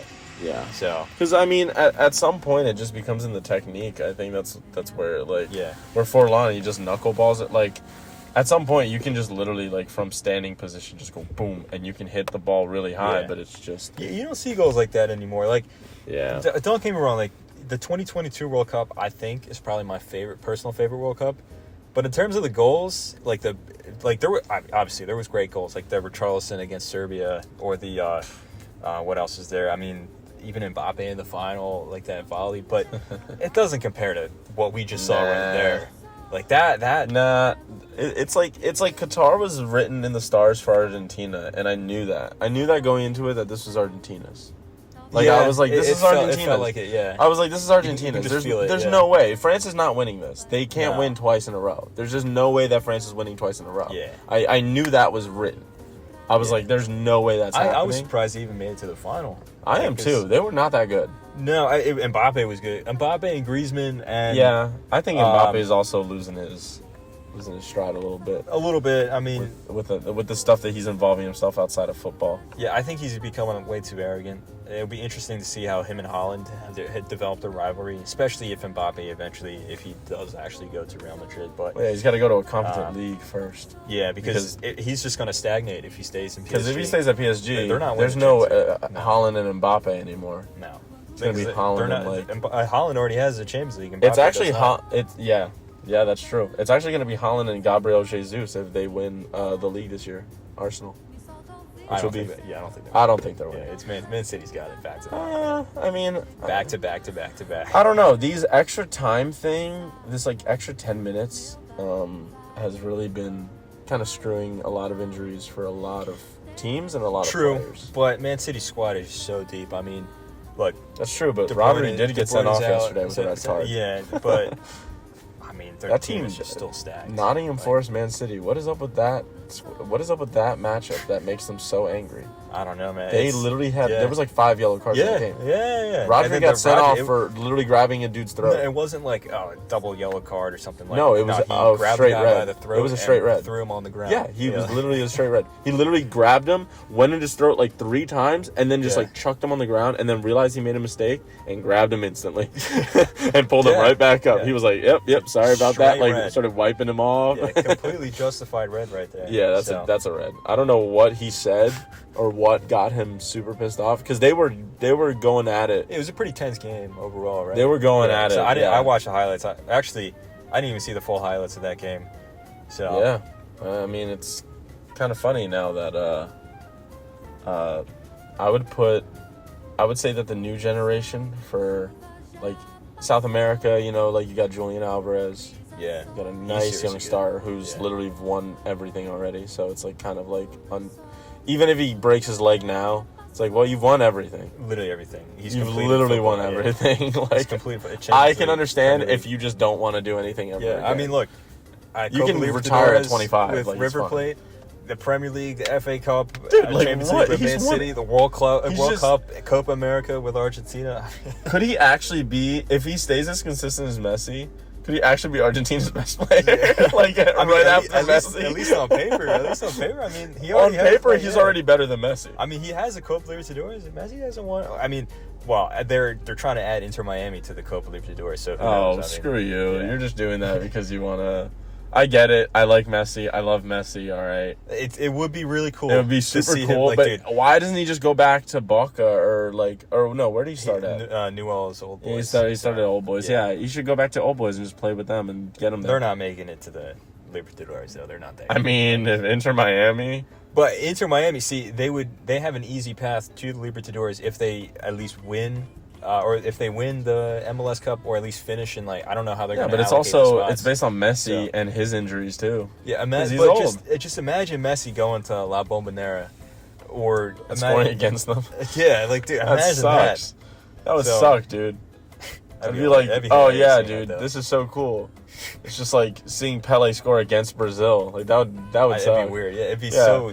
It'd be like, Messi or Pele going to I don't know, some European team, some European B team where they're all in some B League Cup or something, and then it's just he's at Shakhtar, and then he comes over here and he scores against Santos. It's just dude, you scored 1,000 goals for us. Screw you. That's so cursed, man. That's so dumb. Yeah, but similar thing happened at the Club World Cup in 2019. I don't know if you remember that, but Flamengo got to the final against Liverpool, and then it was 1-0 to Liverpool. Who scored the goal? A Brazilian. Roberto Firmino. It's so weird. It's like the way that they were able to defeat a Brazilian team, it was to get the best Brazilian players and put it on your own team. Yeah, that's literally what Europe does. That's why I'm literally I don't like hearing this thing about them being the Saudis. No, the Europeans just being I mean, the Saudis think sure, but that's a whole nother bucket of worms. But the whole thing about Brazilian football isn't sustainable stuff. It's because you guys take all of our players. All the players. Yeah, you keep taking our players. Let us develop them. Here. I bring up the Saudis because it's funny to hear all these people saying the government has to step in. They have to stop the Saudis from buying all the best Premier League players. It's dude, you've been doing that to the Brazilian league for the past 30 years. You guys have been doing that everywhere for the past 30 years. Yeah, now you're getting a little taste of your own medicine. Okay, you don't have as much money as the Saudis, so the players are going somewhere else. Listen, hey man, that's what you've been doing. Besides the big four of Europe, the big four leagues or 5 leagues or whatever, it happens to all of the other European countries around them. It's England bought all of my cool Netherlands players. Nice. Yeah, we're making money, but every Belgian player literally plays in the Premier League. What a sad generation, by the way. Dude, that is such BS. They literally should have won so much. At least the Euros. They should have won a couple or Euros. A Nations League. At least, but not even a Nations League. But their story is much more players brawling against each other, Courtois sleeping with Kevin De Bruyne's ex. That whole situation. Cheating with his ex, that was crazy. But also, I think bad managers too. Really bad managers. Mark Wilmots and then Roberto Martinez. That's why they just don't have money, I think, to funnel a great coach. I don't think they were expecting to have that good of a generation. Yeah. You know what I think could happen? Mark Wilmots is your average Belgian manager. Yeah. Belgium in a Belgium league manager. Yeah, I'm trying to think of an example right now, but I don't know, Poland's team right now. Usually Belgium is the level of Poland. Belgium usually isn't the level of a Spain or Italy or Germany. They're usually Poland, below Poland. But in the 2010s, they had, what was it, Hazard, Benteke, Courtois. Lukaku was young. Vincent Kompany. Fellaini. who on his day could be a pretty useful Fellaini, player. Listen. As much as I want to laugh because I see his face and I think of his face every time with that big fro, that giant afro. Yeah, He's that so big tall fro, and he's just so big and lanky. And I just remember like seeing him like in the most awkward situations at Man United, just being like on the ground and stuff, getting knocked down. But dude, he was good. He was those good. Headers, man. He was really good. You put a ball into the box. Axel Witsel, remember him? Yeah, he was good. He was at Zenit, but he was good. Dries Mertens. Dries Mertens. He is so Napoli, good. Man. That Napoli team it's so unfortunate. That Napoli team with Higuain in particular never won anything, never won a league, and then as soon as they all left, Insigne wins with them. Well, no, Insigne didn't win. Insigne left, right? Yeah, Insigne. It's like, but I think they pushed them. They got them all out. And I think with a lot of those players, not Mertens per se, but like Insigne is one of them, where he felt that he was bigger than the club. Like he was a loyal fighter for the club. Like he was a great player for Napoli overall, but he was like he had this kind of arrogant attitude to him, and I don't want to like insult the player too much because a lot of players have that, but. I mean, it's very. Well, yeah, he had a person. I mean, like that's. I would say like, yeah, dude, you're part of one of the biggest like. You're part of one of the teams that in the last like 10 years in the modern era like could whoop pretty much any team's ass. Yeah, like, and same with Koulibaly as well. But then that's why Koulibaly left. Kim and Jay comes in.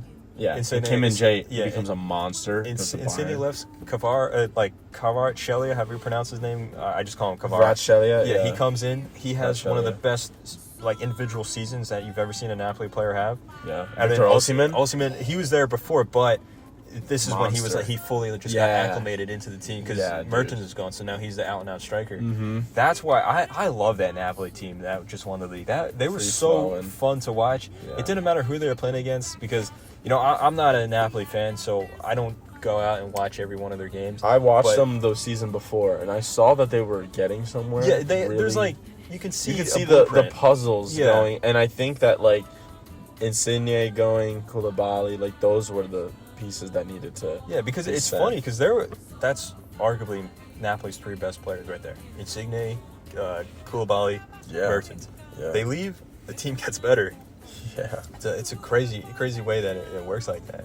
Yeah, I think it's I think it's because it's like at that point they were like dead weight because they like went so long without winning something that like what were they going to? They needed a refresher. They needed to upgrade the squad again. Yeah, and they already had enough players that were like,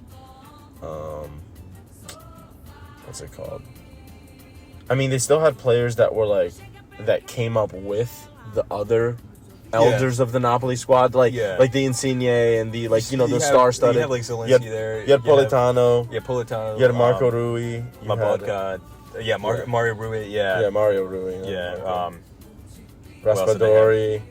Zelinski. Zelinski was there for quite some time.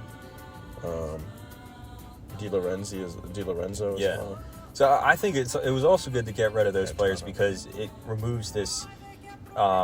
I think the morale of the team got severely hurt when I don't know if you remember in the 2017-18 season, Napoli was the best team in Serie A, and they bottled the league on the last day. They were 1 point ahead of Juventus. All they had to do was not lose to Fiorentina, and then they ended up losing, and then Juventus just cranked out a typical Juventus one, and like Napoli 5-1 win or something. That was up until they won the league recently. I think that was the highest amount of points that a Napoli team has ever gotten in Serie A, and they still didn't win the league there.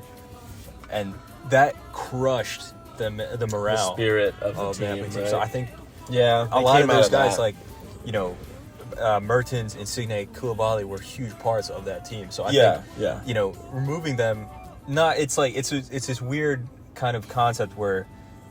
Removing them kind of removes the memory of that pain from 2018 or those people are like they're carrying with them that I don't want to say lack of motivation, but it's like that they remember that very vividly and they don't want to go through it again. Versus you refresh it, they're gone. You refresh it, new guys come in. They're like they haven't experienced that. We don't have that trauma. We don't have that pain. We're gonna go for it now and then. Look what happened. Well, that's why I know that Brazil, I don't think will win anything with That's why I after 2014, I saw that this team was not going to win anything. Yeah. I knew they weren't going to win the next 3 World Cups.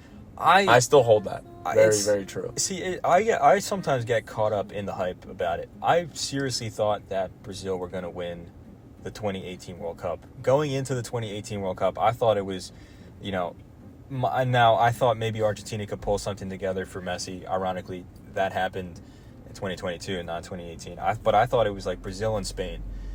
And Spain, it remains to be seen what would have, or like who knows what would have happened if they didn't sack their manager a day before the World Cup.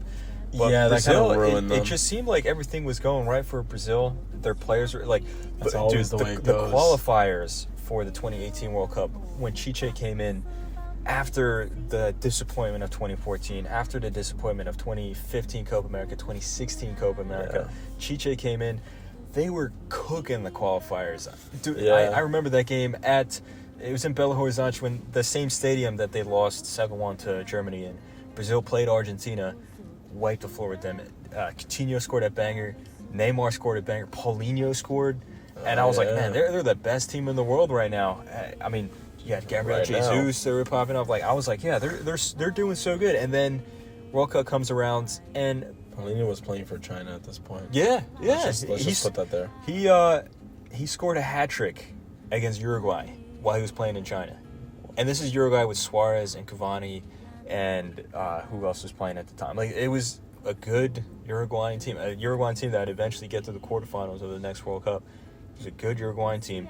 Paulinho, playing in China, scores a hat trick against them. So I'm like, this team is doing good. And then the World Cup finally comes, and they're not bad.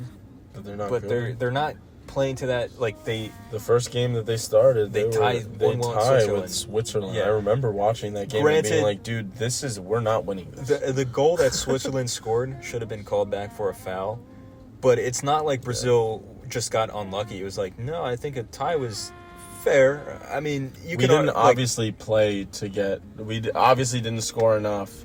Or make enough chances. And then the game against Costa Rica, it ended up being 2-0, but both goals were scored in like 85 plus minutes because Costa Rica defended pretty well. And then, the game against Serbia, that was a good game. And then the game against Mexico, same thing. Brazil beat Mexico, and it's like, they got this. Mexico's an easy opponent, though. They'll go up against Belgium, and I think Brazil actually outplayed Belgium in that game, but it's Belgium. Whether you expect? Whether it be arrogance or whether it be just luck or lack of clinical finishing, Belgium got 2 goals. They defended the lead. Yeah, Brazil got 1 back, but it wasn't enough.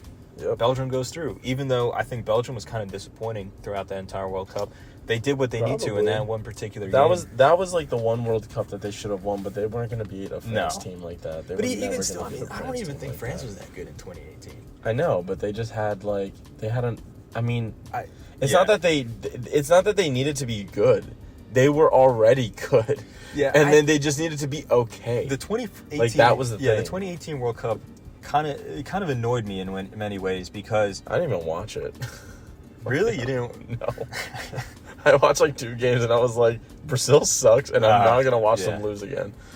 7-1 was too real then for me still. Okay, I got you there. That makes sense. For me, I was like, I can't just rewatch it. U.S. wasn't even in it too, so it was hard to find a team to root for, but I would have rooted for Belgium. But I thought I knew once I saw the near end I saw the rest of the World Cup. Like, I didn't watch Brazil. I watched the World Cup. Yeah. And I watched I think I remember seeing like the semi or the final. Yeah. Or I remember seeing the semi and I was like, I saw France win and I was like, dude, this team is winning. There's no way. This team is scary. Once it got to the semifinals, the way they played, it wasn't like about them being like straight up just good. It was just like the way that they played was just so like you could tell they were in this shit. Like, they were like in, and they were not gonna get out. Yeah. And let anyone take the spot. It's interesting because I think every single big team at the 2018 World Cup actually fell below expectation. The only exception is maybe Uruguay, but no one except I think Uruguay. South America definitely. Other than no one in Uruguay, or no one besides people in Uruguay are expecting Uruguay to win the World Cup though. But look, even France that they won the World Cup, they struggled in a lot of their games. I think they got outplayed by Croatia in the final. They only scored, was it 3 goals in the group stage? They were not really doing too well. England, they got to the semifinals, but they benefited from being on a really easy side of the bracket. Spain, it's their own fault. They fired their manager 2 days before the tournament. They got eliminated in the round of 16. Yeah, they did like a Julian Nagels Bayern Munich moment. Yeah. They just had like a 100%. Bayern Munich moment. Germany completely collapsed in the group stage. Yeah, well, they just won. They just got off of winning a World Cup. Yeah, that happens. And that's every team. It's interesting because a lot of the problems that we're talking about here with Brazil, Germany had, but even and worse. Germany's actually. having now even worse. Yeah, Germany is way worse. Germany's worse right now. Back-to-back group stage eliminations at a World Cup. That is embarrassing. I mean, Italy hasn't had the best of luck either. Italy as well. Now, I think Italy is a bit more warranted. I would say Germany? 2018 World Cup, Italy straight up just was not good. Their manager, Ventura, was not good. No. Their players were not good. But 2022, I mean, for that tournament, they're the reigning European champions. I think that it was just a one-off game against North Macedonia. They just got unlucky. That's my opinion. I think they just... I think they... It happens. Yeah, I think they were also a little green. Like, I think a lot of them have just... Nicola Barella Inter just came out of like a Champions League run last season that was crazy. There was a lot of Italian teams were in it. There was also injuries too. Like when they played North Macedonia, they probably weren't playing with the full squad. Immobile and Bellotti were injured. Chiesa was injured. Their star attacker was Berardi, who is a good attacker, but he's not Immobile. He plays for Sassuolo. He's not playing for Napoli or Juventus or something like that. He played, He's on a B team. It was. I think he's on a mid-table. It was like Scamacca and Berardi up top. Oh my god! Again, good players, but but it's not. When they won the Euros, they had Immobile, Insigne. They had Insigne, Immobile, Chiesa, and Bellotti, and all these guys playing to their top level when they won the Euros. So, I think Italy got a little unlucky there, but. What was I saying? Back to 2018. But a lot of the other big teams, they're just... In Belgium, like we already talked about already, they should have won that World Cup. They had some good moments here and there, but I don't know. I don't know. That's why... They weren't gonna... that was Brazil's tournament to win. Because all the other big teams kind of fell short. Argentina completely collapsed as well. They were lucky to even make it out of the group stage.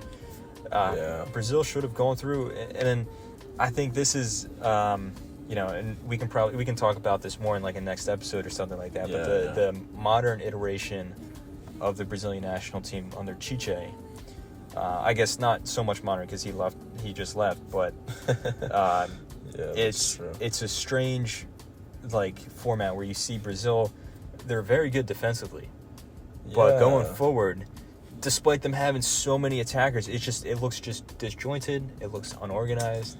It's because there's no chemistry there. Yeah, it's what it always boils down to. It's like you need to have some form of way to reel in your players together, because it's like you guys aren't fighting. It's much more of a different kind of thing you're fighting for when it comes to country, and it you have to find a way to corral the troops to fight. And it's.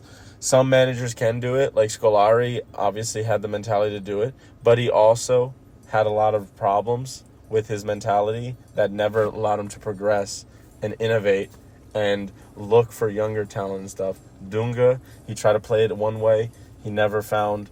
He opposed certain players, which would have given him an easy Scolari, World Cup. He could have had Diego Costa in his team instead of Fred. He could have had Diego Costa, who was coming off 30-something goals for Atletico Madrid. And he just didn't want him because he didn't care. Because he was I like Fred. Yeah, so then Diego Costa, who wants to play at a World Cup, he becomes Spanish. Yeah. And you made me hate Diego Costa for so long because of your fault. Exactly. Scolari. That was Scolari's fault. Yeah, that was on Scolari. That's not even on Diego Costa. Yeah. I was so mad. I was like, dude, Diego Costa sucks. He literally is. He wanted to be Spanish. Yeah, he did every single thing he could to make it to the World Cup. He scored, I think it was 32 goals for Atletico Madrid that season. He won the Liga, got to a Champions League final. What more can you do?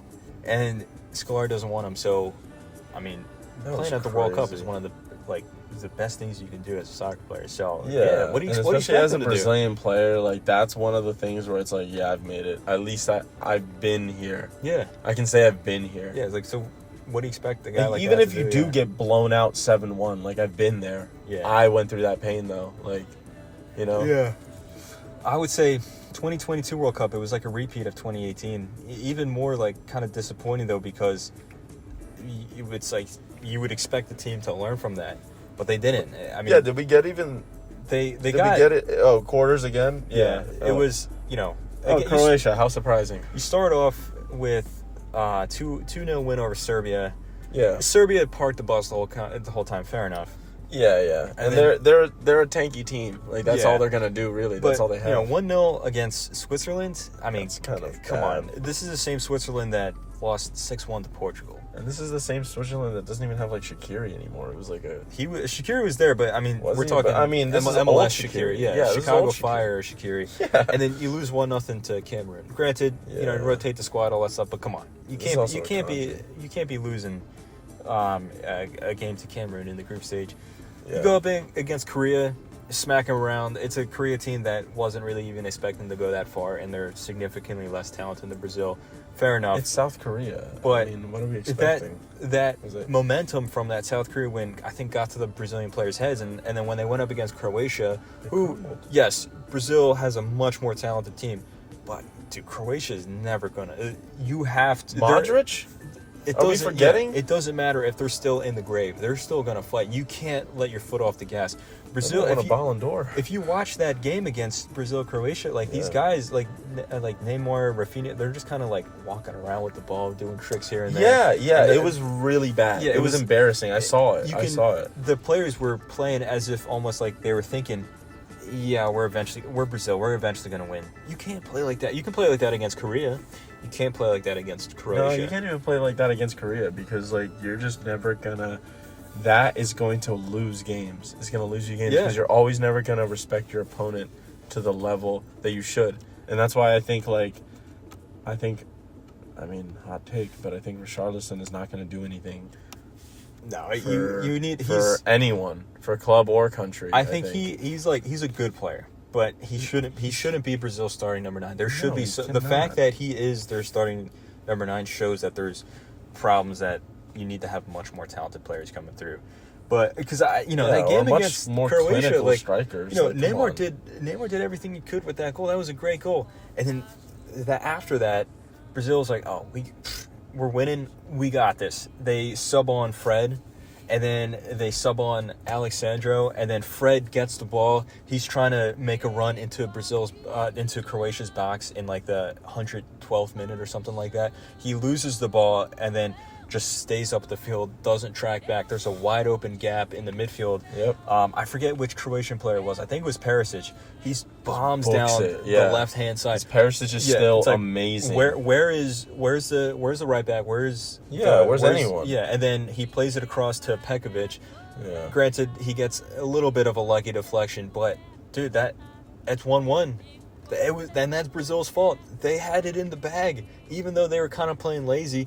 They were able to score, and they had it in the bag. And then, at that point, penalty shootout. Croatia's been through so many penalty shootouts. You're going to expect them to win. And then they go through, and then that's it. Like, I think you can see this problem, though, because for the most part, Brazil was really good defensively. But in this squad in 2022, they brought, I think it was 12 attackers. So half of your team are attackers. Not just Neymar, but you also have Martinelli, you have Gabriel Jesus, Vinicius, Rodrigo, Rafinha. Who else was there? You Anthony. had Anthony. Richarlison. You had Pedro. You had so many attackers. And yet the most disappointing side of the team was the attack. They just couldn't score that many goals. They weren't blowing apart teams, which is so strange. But you can see that with Chiche teams going back to the Copa America 2021 when they lost to Argentina. Yeah. You beat Venezuela 3-0. But You the beat rest Venezuela 3-0. but the Like, rest that of the says it all. tournament, they were Like, kind of just like yeah, sludging through the tournament. That's the thing. It's like Brazil's always been a team like that. Like, and I've never understood why people don't get against, that. Like, Copa America 2019, I think Brazil was good enough in that tournament. Yeah. They won. It was, it was on home soil. They won. But even still, there was moments there where you could tell that going forward, like, they weren't that. What is going on? Yeah, like defensively, they were fine the whole tournament. Defensively fine. I mean, yeah, if you have Marquinhos, Thiago Silva, Dani Alves at the time, and Alexandro, you have Felipe Luis as a backup, you have Eder Militao, you have Danilo, you have Lodi, it was a good team. Miranda, if you need him, like Alex Telles, who was at Porto at the time, and now he's at Spurs, right? No, he's at Al Nassr. Yeah, he went to Saudi. Oh. So, well, see you later.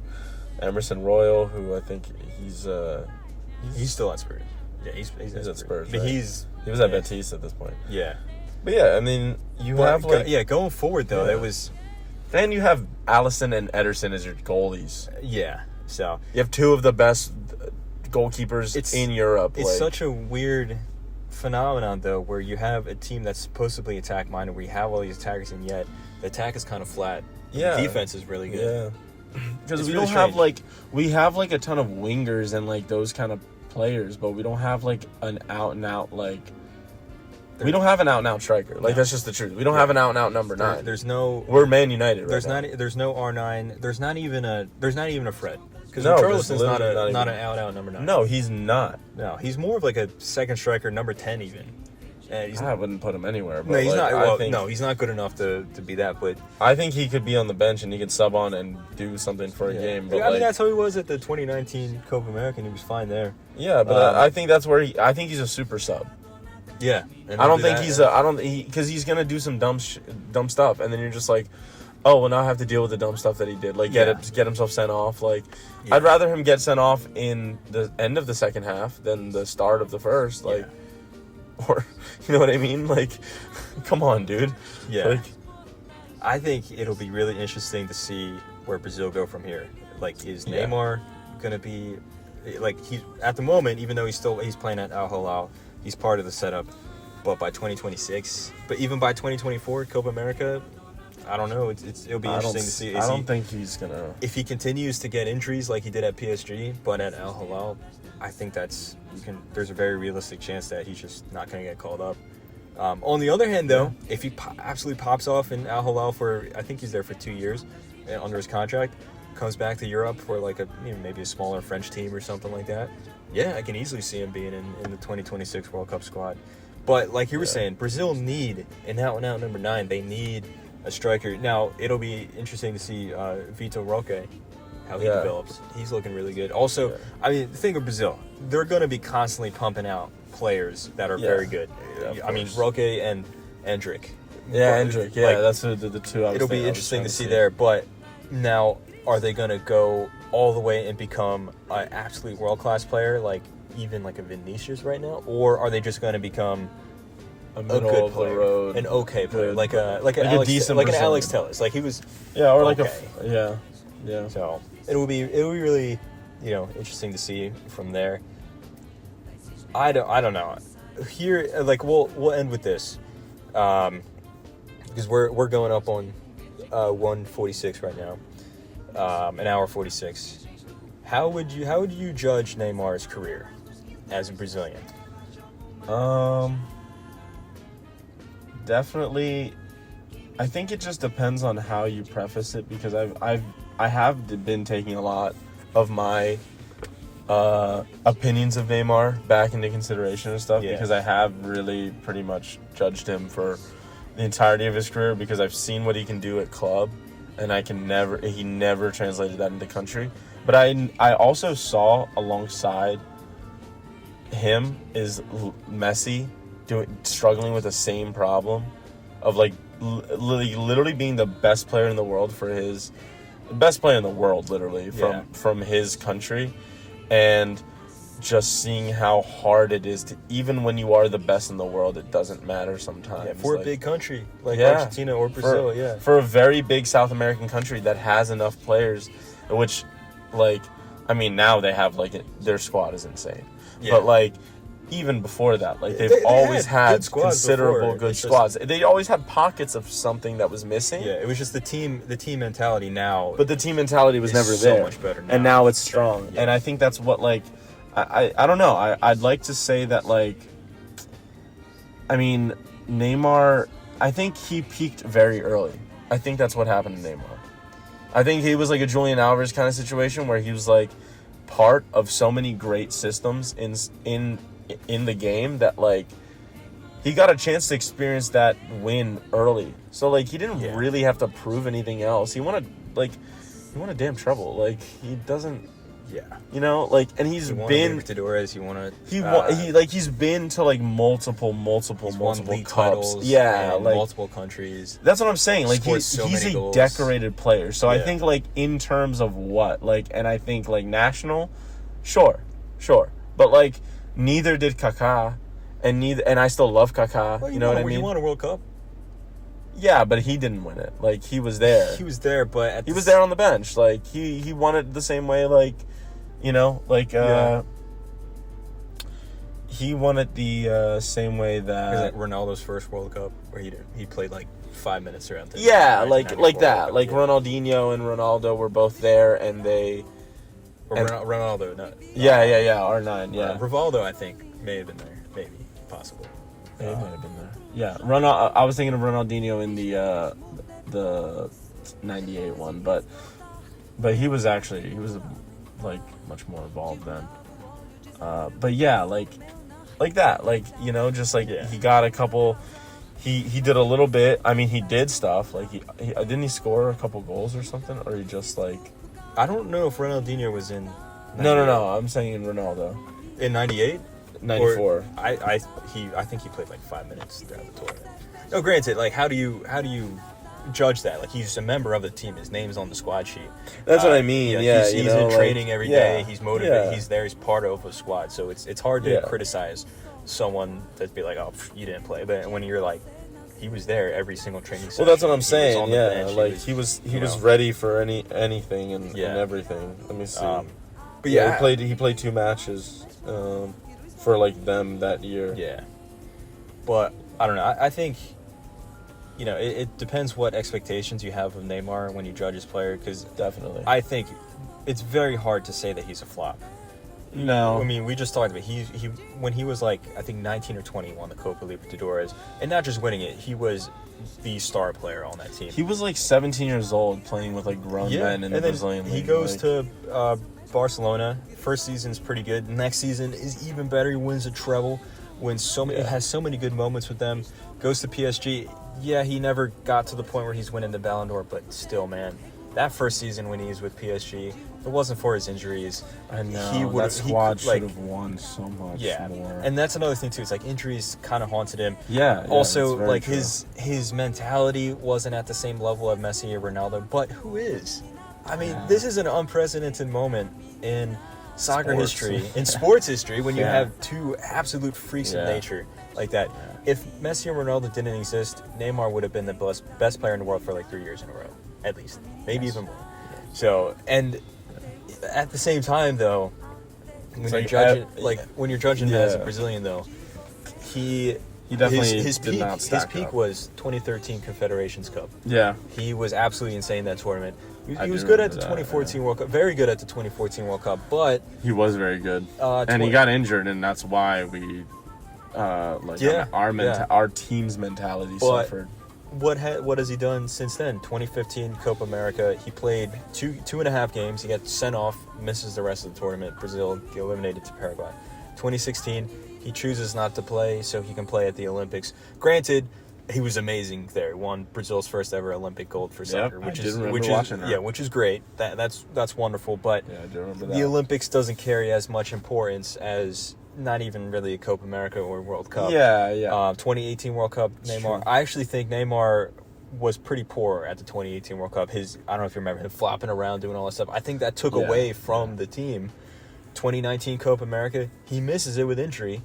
Brazil goes and wins it without him. 2021 Copa America, Neymar, I think overall has a pretty good tournament individually. Still, Brazil loses to Argentina in the final. 2022 World Cup, Neymar, I think in the pockets that he played, he was pretty good, but he was injured for, like, he played against Serbia, he played against Korea and Croatia, but then he missed 2 games through injury. Yeah. So, you know, he is the top scorer of Brazil's national team with, 79 goals now? 78 goals, something like that? Mm-hmm. Insane result, but he doesn't have a World Cup, not even a Copa America to back it up.